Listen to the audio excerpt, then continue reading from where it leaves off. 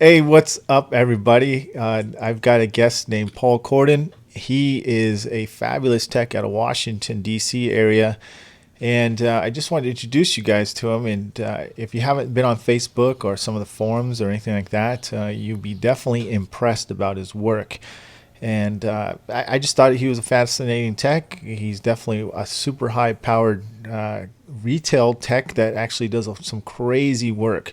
So, Paul, now, what's your background? How did you get into PDR? And before we talk about your repairs.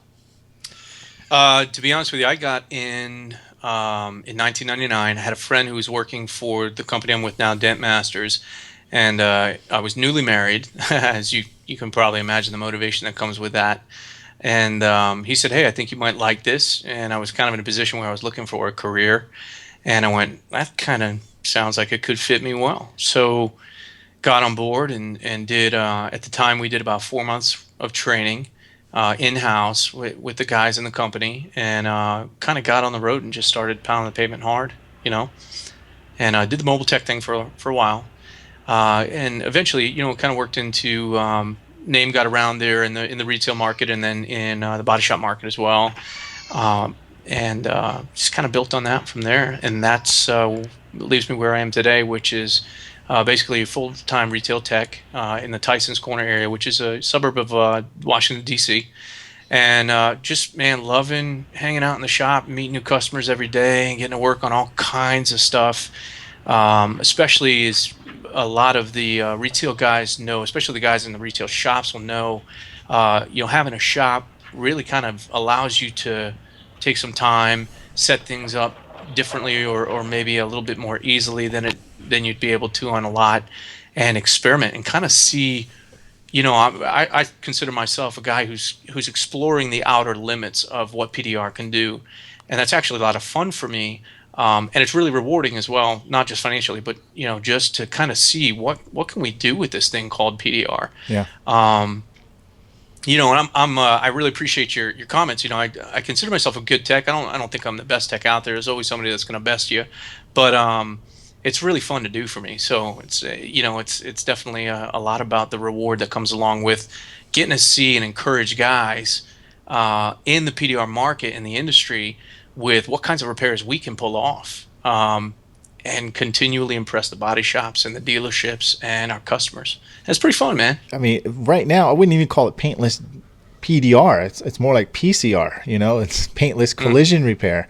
yeah. What you're doing and what I attempt to do, and and Sal and Kaz. This I don't know if you ever met this guy named Kaz, but he's an unbelievable guy too. So I've heard his name. I haven't met him. I look forward to it though. yeah, yeah. He's from geez, where's he? It's some Europe. I forgot the heck name. I just went blank.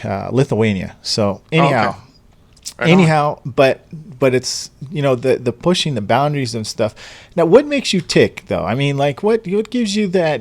What makes you stop and or like keep going? I mean, is there something behind? Because what I do is I act like there's 100 texts behind me, waiting to check out my and tearing my work down. So that's how I kind of like when I leave a dent.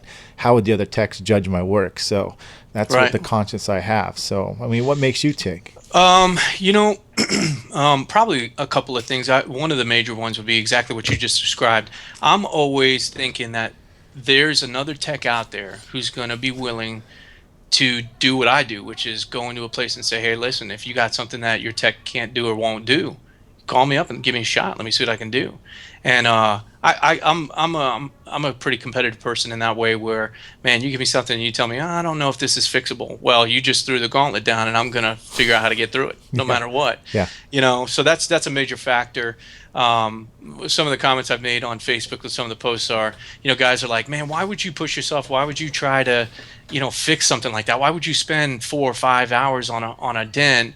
Well, first of all, because we get the right money on it, number one. But number two, I often joke that with 5 kids to feed, you got to make it happen, man. And if that's what's coming in your shop, you got to make money on that. yeah. And how do you make money on a dent like that? Well, you sell it right. You help educate the customer, encourage them as to why your repair would be premier, maybe to a body shop option in some cases, and basically what you do is you sell them what they want, and you have what they want. Well, And in the end, it usually ends with good. Always on under promise and over deliver. That's kind of my well, rule. Paul. You know. Also, I mean, it's building your future too. I mean, it's down the line.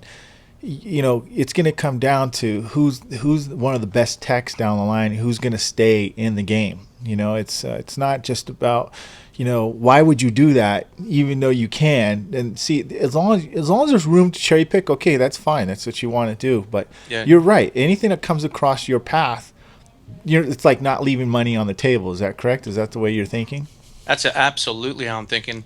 My line of thought on big dent repair is, if it's at all possible to make the customer happy with the finished result, and that might be 75% improved, that might be 85% improved, it may be 100% improved in some cases, then why not take the job? Now that's assuming, I'm always saying that, assuming that we're getting the right money on the job. When it's no longer financially beneficial or profitable, then as a tech, an older tech who's been doing this a while, the jobs that aren't going to be financially profitable, and you usually pass on those.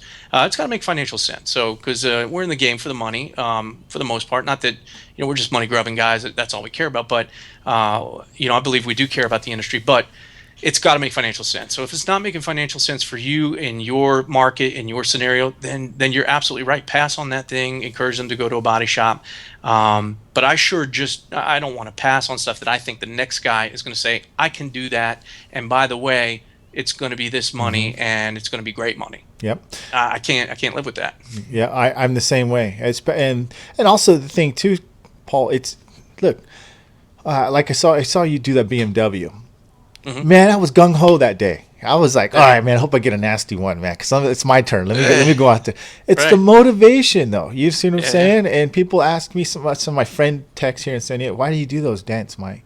Yeah. It's not because I'm doing it, and not always because of the money, okay? It's because I want to see what I can do. What are we capable now these days? I know Right on. in 1991, I I was barely capable of finishing a ding clean, now it's the sky is the limit, and when you set a bar, and the more people like yourselves and like Sal and Kaz and all these great techs out there, and there's a lot of good techs out there, especially on the forums. Right on. The more they share, I think it sets the bar for everyone else as a standard. Hey, you know what? It's capable, because if you've seen it done, and especially you showing videos and you pan it and showing all that stuff, it's for real. You know what I mean? It's Right. like, and now it leaves the tech with a taste in their mouth, going, when they're working a dent, like, they don't no longer have that. It's not impossible anymore. It is possible. Let me give it my best shot. And I think Right. that's really motivating, and that's another reason why I brought you on here, because I do appreciate that, and I think even it motivates more people too as well. And I think that's something you didn't mention, but I know it does in a way. And Well, yeah, regardless. absolutely. I mean, I think, gosh, when I see pretty slammed work that's being done out there on the forums and in Facebook and stuff, I know I'm encouraged. I'm motivated to first of all know that it's possible. Yeah. Maybe I just didn't give it a good enough try. Maybe I didn't take enough time with it. Maybe I didn't price it right. But it's possible. And now that I know that, I'm going to push myself to the limit on the next one and try to get that one. Yeah. Yeah. That's how motivating people in the industry is a huge part of it for me. I'm pretty passionate about the industry, specifically about preserving the value of what we do. If not, maybe not even preserving. Maybe we're at the point where really starting to understand, and industry-wide PDR techs understanding the value of what we do for our customers and for the industry. A lot of people come into the shop and they like to compare what we do to body shops. And I've been trying to encourage people that, hey, listen, I hear what you're saying. We kind of get the same result as what a body shop does, but it's not the same approach at all. It's a very different thing. And in the day and age where we have Carfax reports, and we have guys with paint meters left and right checking out cars on trade-ins and on sales, what we do is actually a value-added service. It's kind of a double whammy value-added service, because not only are we saving original paint on people's cars, we're saving them a lot of time in a conventional repair, and we're also saving them the potential Carfax history report, which really ends up meaning dollars and cents at the end of the day. Right. They're For the holding. customer. They're keeping the resale value of the vehicle. Absolutely, Yeah. absolutely. Now, Paul, let's talk about now. Let's get into some of your repairs. Yep. Okay. What are the most, before like the BMW, the latest Right. one I seen, the Lane's train wreck that you did. What tools did you use? You'd have any special tools that you're using, or is it just the everyday, common PDR Finesse Ultra, blah blah blah hmm tools? Anything specific that you're using that is one of your favorites, or what? On that particular repair, I use quite a few different tools. Nothing that's out of the ordinary, nothing that you guys probably don't have in your toolkit. Started off with soft tips. Had to work, kind of had to break that job up into a couple of different small sections because you can't. If you look at that dent and you approach it as one Yeah. big dent, how am I going to do this? Forget it. You're never going to finish it. Yep. And there is a lot of money that leads us into another subject, which is the mental toughness that it takes to kind of finish a job like that, and patience. But I'm using the everyday stuff that you guys have. I love the Ultra, double bends with the interchangeable tips for moving a lot of metal. Sometimes this is a little bit jerry rigging, but sometimes I'll use I think it's the Ultra Hail Rod, but I'll use the handle, the little sphere handle to. Yeah. It's a soft rubber handle, and I'll get that sucker in there, and I'll crank on something that I need to move, a lot of metal really quickly. But one of my favorite tools nowadays, and I've seen this going around on some of the forums and stuff, is blending hammers. Yeah. Using chasing hammers and blending hammers to Yeah. kind of relieve pressure from certain eyebrows and crowns so that you can bring the low spots up, and those are huge for me. I didn't always do that. I kind of did the same hammer handle with the tapper for years and years and years, and finally stepped out and got into the blending world, and that really does make a big difference, especially with larger damage, because there are often times where there are just subtle areas that needed to be blended down to relieve just enough pressure for something else to move into its place. So blending hammers are huge. Not obviously you can't do a dent like that with just blending hammers. That's No. not going to Yeah. work. Yeah. But a lot of heat. I use a lot of heat on all the dents I do, and between tools and hammers, man, I mean we're rocking them out. It's awesome. Yeah, I find out that when I'm using the blending hammer too, especially if it's kind of wants to oil can a little bit, I'll put a little pressure on the low and then start tapping around on the outside, just kind of keep it stabilized. It technically it's an old body man work, technique, but I Yeah. don't think enough PDR techs understand that. Right. But yeah, you're right. The blending hammer techniques are really good. Shane Jacks really blew it up the last year and a half. I know it's been Yeah. around, but he's really been blowing it up lately, which is a good thing. And that hammer, do you have his new hammer? I He don't has? have his new hammer yet, but that's one of the ones on my list. Super good, super Yeah. good. You got to check it out. Paul, did you use any glue pulling on that BMW to break that down? I did a little bit. In the video, I think I had mentioned that there was a little bit left. We had quoted the customer 75 to 85% improvement on that. After really encouraging him that he may want to consider a body shop. But in the end, the circumstances were that that was the best option for him. So where I ended up really needing the glue was down at the bottom back edge of the wheel well where it connected to the flat section of the quarter panel that meets up with the bumper. And you guys probably know that you've got the inner wheel well coming together and meeting with the skin of the car, and that section is always very very tricky. I always tell customers, hey, listen, I don't know what the access is going to be like. We can try to glue pull it, and in some cars that does great, in some cars it doesn't. And so those were the areas where I really ended up needing the glue to move the metal because I couldn't quite get the right angles or the leverage with the tools to do that. And in the end, it wasn't perfect in that section, but for what the customer wanted and what we had promised, we definitely hit the expectation for him, Yeah, which and is cool. I'm sure some customers, I see a lot of those in those BMWs right there. Oh, but the customer, you can just get behind it and you can feel it and just push it out from the behind. Right. I'm sure you get Yeah. that. But Yeah. yeah, that's a tough area. That's a real tough area. Now let's go back to the part that you were talking about. Now this is something you hit the nail on the head with. I tell my students when you look at a big dent like that, I tell them, don't look at it like some big monster. What you got to do is look at the sections of what you understand of that dent. And I tell them, look, that whole panel's a war. Okay.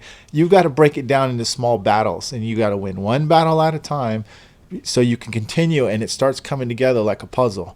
And I'm sure that's kind of like what you were thinking too. And that's the way I do my big dents. It's the same. Yeah, that's no, you're absolutely right. I think that those big dents are definitely overwhelming. They can be really challenging, a mental challenge where you go, man, I either hope I can do this, right? I think I can do this. And oftentimes I'll start a large dent like that out going, boy, I sure hope I can do what I said I could do, because if I can't, then I'm not making any money. And Yeah. that's the name of the game. But, um, you start off with that. I always start off with that question mark. I'm never 100% confident about most of the large stuff, but I'm fairly confident in what I do. I've done it long enough. We have great tools now compared to the old days, and I break it down and I go, when I look at something like that, I go, okay, here's where I know the toughest sections of that dent are going to be.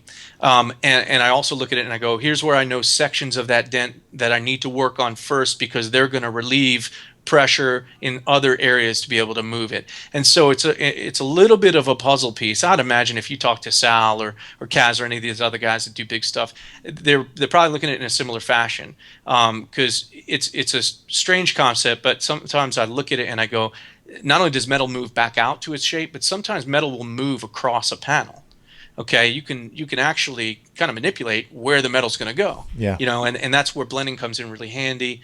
That's where thinking through which sections of the dent you're going to push first comes in handy, because if you relieve the pressure from this corner where it's really jacked and really deep, it'll start to loosen up some things for you in this other section by a body line, or this area where there are three contours converging at the same time.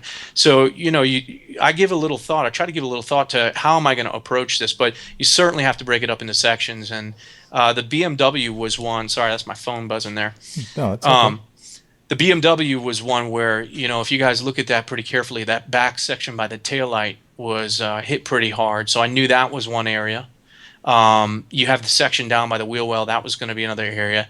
And what may not have translated in the video was there was a very deep, what looked like a crease that was parallel to that line where the quarter and the bumper meet. Yep. So I knew that was going to be an area because the metal was stretched. So you start breaking it down into areas like that, and you just slowly approach it, a little bit at a time. And on that one, you're going from the tail light and working it through there to working it through the wheel well, and then glue pulling, and then just going back and forth and trying to get the whole thing brought back out to its original shape as much as possible. Well, it's excellent job on that BMW, and we're going to show other shots of what you've been doing lately. And this is going to be a long interview, Paul, and I apologize, and we're not going super crazy, but right. but I think it's so interesting what you do. I want to thank you for your contribution in the forums and showing, I think you took everyone off surprise. I know you did me. I was like, where the heck did this guy come from, this dent? So it's really cool. I think there needs to be more and more guys out there like that. And, and I love the way you break down and you actually mention some things that make sense to people, and it's encouraging. So very cool. Well, I'll tell you what, I got to tell on myself, because up until a few months ago when I started posting, I didn't even know Dent World existed on Facebook. Yeah, I know. So I was a newbie to all the forums, especially in the Facebook world and Instagram and stuff like that. But the truth is that that's the way of the world now. Social media is where it's at. And as soon as I realized what kind of a forum was there, I was like, man, I'll share my stuff with people, and I'd love to kind of know where I stand. I had no idea. And to be honest with you, Mike, I was really honored to get the invite. And I was thinking to myself, I didn't think I was that good. I just thought probably Dent guys are doing this stuff all the time. But what I found out is that it seems as if I'm pushing the limits a little bit. And I say that humbly. I'm pushing limits. I probably do stuff that guys think are crazy. And I've had some of those comments, and that's fair. But again, I'm really motivated. I got mouths to feed, and to be honest with you, a reputation for the company and a reputation for my own self as a technician to uphold, and I love it, man. It's fun. I love exploring to see what we can do. What are we capable of? Because we are much more valuable, I think, than we realize. As an industry. Yeah. Well, Paul, I think my daughter's tapping on my shoulder, man. So. Daddy, Mom said we're late. Okay, don't worry. See, everybody, this is the real world. This is the real family. This is the real world here. Right. This isn't no radio show professional thing here. A little bit of money, so yeah, you better do yeah. it. Paul, thanks a lot for your time, man. And hey, where can they find you at? Where people can, message you or get a hold of you at if they Yeah, need to? absolutely. Our company website is dentmasters.com. I'm on there. You can click on some of the locations. I'm in there. You can email me through the dentmasters.com website. Look me up on Facebook if you want to, Paul Kordon. I'm sure you'll probably post the text, spelling of the name and all that stuff. Hit me up on Instagram, any of those places. Cool. You'll find me out there in the social media world. But Cool. Well, Paul, thank you very much. Thanks for taking your time on this Saturday. This is when we did the interview, and I look forward to seeing you and meeting you one day in person. Hopefully at yeah, MTE or something. that'd be cool. That'd be cool. Thanks, Mike. I appreciate it. Hey, you're welcome, Paul. Thanks, and have a great afternoon and good weekend. Thanks, buddy. See ya. See you. Bye-bye. Cool, man.